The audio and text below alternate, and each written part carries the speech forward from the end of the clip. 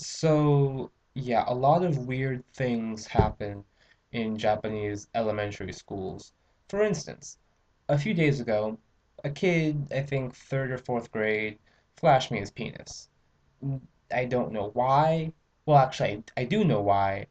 Um, the, they began talking about penises, because they're little kids. That sort of thing happens. But then they felt like they had to prove, at least one kid thought he had to prove to me that he had a penis. So he just whipped it out and just flashed it at me. I was surprised. But the other adults around me at the time didn't seem to freak out. So I guess that's normal.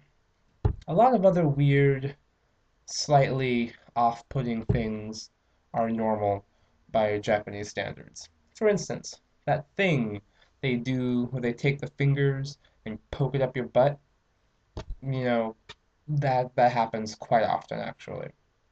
Not as often as you might think, but that does happen. And it's not as painful as the anime make it seem, but it is annoying.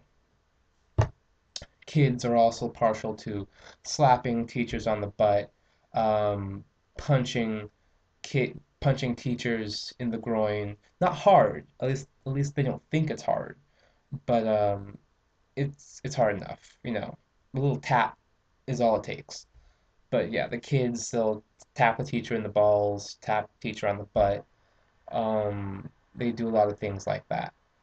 So yeah, that's been interesting. Currently, it is autumn here in Japan, but it's still pretty warm, which is good because the place I live is famous for horrible, horrible winters. I can't help but think every day, winter is coming, winter is coming. I don't like it. I'm not looking forward to it. Like people here have told me like just horror stories of how they get snowed in. The walls of snow are like 4 or 5 feet high, 6 feet high. Entire roads are blocked. Um, and yeah, being a teacher that works at, six schools, I have to drive a lot, and I don't want to crash because Japanese drivers can be annoying enough as it is on good days. I can only imagine how bad they're going to be in the winter.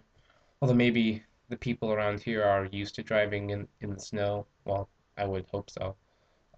So maybe they're a bit better, but mm, I'm not looking forward to it.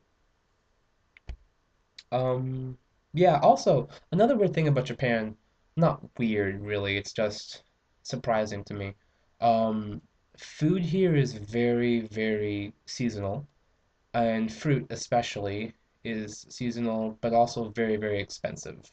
And once a fruit is no longer in season, for the most part, it just disappears from the the um the stores. It just disappears. It just completely disappears from grocery stores everywhere. And like the only things that never go away are like apples and bananas, but that's I think it. Like for instance, during the early part of fall, nashi, which is a type of pear, or actually several types of pears, are really, really popular. But then once October hits, all gone, just completely gone. And they get replaced with kaki, which are persimmons, which I haven't actually had a kaki until I came to Japan. They're pretty good. But yeah, so now it is the season of kaki, season of persimmons. So I have to eat a bunch of those. Um, what else? Oh yeah, fruit is really expensive. Fruit here is really, really expensive. Like a bag of apples costs about 650. Yeah, in America they might be a couple bucks, but no, here it costs about $6 to buy a bag of apples. To buy a bag of nashi, the pears I was talking about, that costs about seven to $8. So yeah, a bag of pears costs about $7 to $8, close to $10. They they like to justify it by saying, well, if it's really expensive, it'll be really, really good.